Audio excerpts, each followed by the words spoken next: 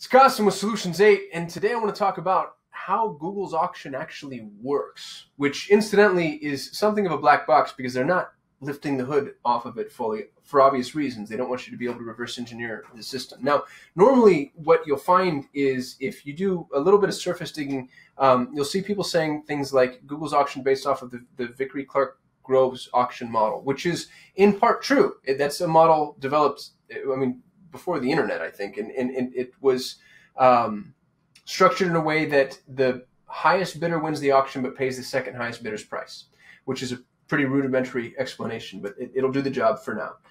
And what that does, if you really think about it, is it keeps bidders from bidding against each other and instead bidding the value of the product that they're bidding on. And if you were the auctioneer, that's most advantageous to you. It's actually bidding the costs up. And it's brilliant in its efficacy because you can bid as high as you want to bid, and you'll only ever pay what the second highest bidder is willing to pay. And so it incentivizes people to be very aggressive in their bids. And it's also why you'll notice that sometimes you end up with runaway industries inside of Google Ads, to where if you get one or two competitors, especially if you have a new entry into the market, let's say you have a new entry into a market that has otherwise stabilized, and that new entrant impacts the bids in such a way that you start seeing massive influx in CPCs.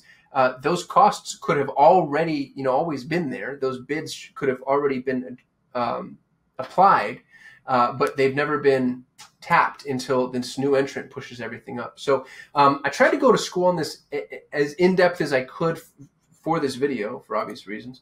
And what's interesting about it is, like I said, Google's not lifting the hood off of anything, but there is some data available that dives quite a bit deeper than, honestly, than I expected, to be frank. So what's interesting is Google's sort of exposing the root of their theorem, how they tested it, how the mechanism actually works, how it's ultimately manifested. So I'll include links to both of these documents that I found. Now, it got into levels of math that I am not fully versed in. So I had to hit Lord Google in order to even begin trying to explain this to myself, and I wasn't exceptionally successful on all counts. But the general gist, I think, is understandable if you're willing to be patient with the content and the communication. And I mean, not all of this is overly complex, but some of it was over my head anyway. You might be a lot smarter than me. So this was article number one. And then what I found interesting is like, here's a doc from 2009.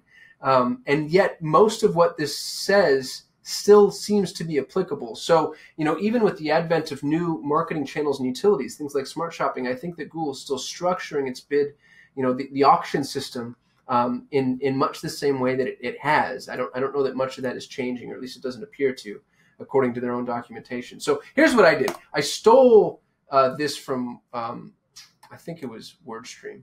But they just had a really good basic version. So you can go through and read all the in-depth auction stuff. But really, when you get down to it, this is kind of, and it's napkin math, obviously, but this is the way that Google's structured.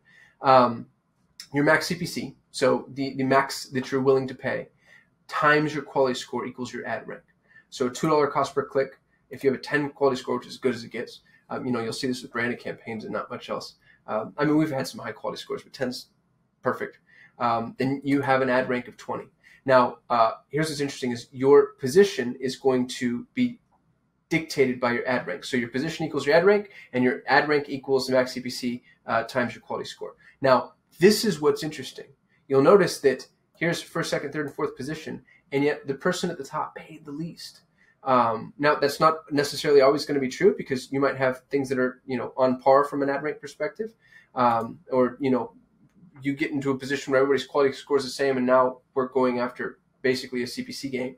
But what's interesting about the CPC that you're paying is your actual cost per click is the ad rank below you, so divided by your quality score plus a penny. Now, that speaks to the Vickery Clark Gable auction in terms of you paying the second highest bidder's price, but you can see that it's far more complex than that. It's multidimensional. And it also has a lot to do with quality score is multidimensional, and it's on-page relevance, especially the user experience, the ad copy. It's a combination of algorithmic factors that go into your quality score, and the quality score is going to be you're not going to have the same quality score across your entire campaign. You're going to have a different quality score based off of how you've structured that particular ad or ad group or whatever. So what's amazing to think about is that Google does this math in a microsecond, 1 trillion times a day, or however many times it is. Every auction is different. So every auction that you enter is going to have different competitors, different metrics. It's a different matrix. And Google's able to go in there and see, and they're not just measuring you, they're measuring, when they say expected user experience, they're measuring what that user is potentially interested in based off of what Google knows about that person. So what can we do with this information? It's actually, what I think this points to is the power of quality score. Cannot be overstated. I mean, if you look at the impact that it has, in order for this particular prospect to meet, and match the $2 bid at a 10 quality score, if you've got 2, we have to be 5x their bid, which is significant. Imagine it's the difference between paying having a $5,000 budget and a $1,000 budget. You can do with $1,000 what this person can do with $5,000 by making sure that you're paying attention to your quality score. So your ad rank is directly attributed to your quality score, and your quality score, Google's obsessed with user experience. They want people to trust their ads. They want people to trust and engage in the Google ecosystem. And the way to do that is to make sure that the most relevant advertiser is rewarded. And they've done a phenomenal job at that, I think. This is just so impressive when you look at it. And it doesn't stop at the 4-pack. I mean, there's, the person that shows up at the top at the bottom of the page.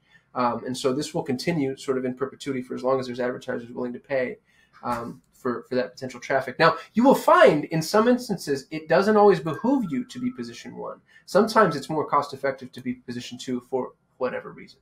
And I think this gets into really competitive environments where, you have competitors that everybody knows the quality score game, and now you're on parity there, and we're really, it's a dollars and cents game at that point. And what you'll find is first position obviously gets the vast majority of the click-through, but second position is not typically far behind, and there's a lot of redundancy in searchers. And so you could capture, and I'm throwing a number out there, this isn't a real data point, but let's say you could capture 80% of the market share instead of 100% of the market share, of the click share, and you're paying 50%. So that, capturing 80% and paying 50% tends to be a pretty good deal. So this is why I like bottom-up spend methodology. If you can find that video inside of YouTube, I'll try to link to that one too. But I talk about how it makes more sense to determine what the least amount that you can spend and be effective, and then rise from there instead of approaching from the top where you lose a lot of that data and you don't understand the substantive difference between positions 4 versus 3 versus 2 versus 1. You just start with 1 and live there, camp out. So I hope this was helpful and insightful. As promised, I'll include links to those docs as well. If you have any questions, hit me in the comments. Happy to answer them. If you know more about the auction than I know, incidentally, because it is a black box, I'd love to hear your thoughts and ideas. Give me a thumbs up if this was helpful to you. Don't forget to subscribe. If you hit that bell, you're going to get notified every single time we go live, we shoot a video, and that's going to happen daily. And we want to go live. So we're shooting for 1,000 subscribers so we can start going live with these videos. So if you can help us reach that goal, be grateful to you. Share it with anybody that you think this is relevant to. And I will talk at you later.